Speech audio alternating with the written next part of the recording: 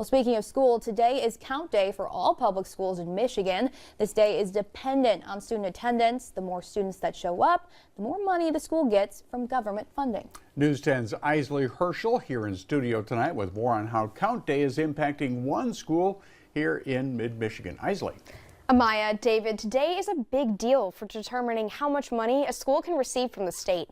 East Jackson Community Schools depends on this money from count day as a part of their yearly budget.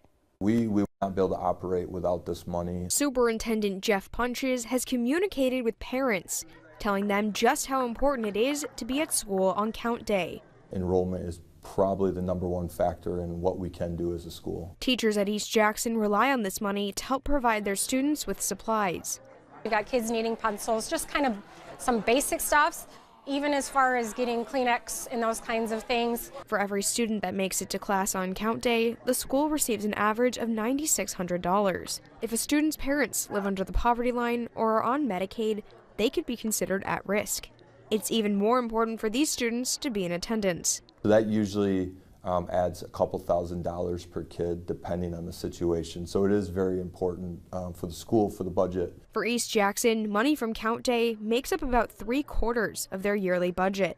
But today isn't the only reason attendance is so important. Even missing a day on occasion, they get behind and they really struggle to get caught up. They're missing 7 classes and that becomes overwhelming. Attendance every day, not just on count day, is important for student success. The spring count day only makes up 10% of the allocation from the state. The fall count day, which happens in October, makes up that remaining 90%.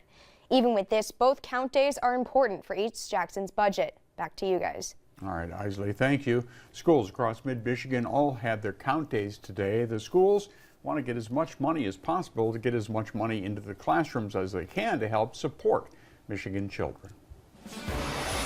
A win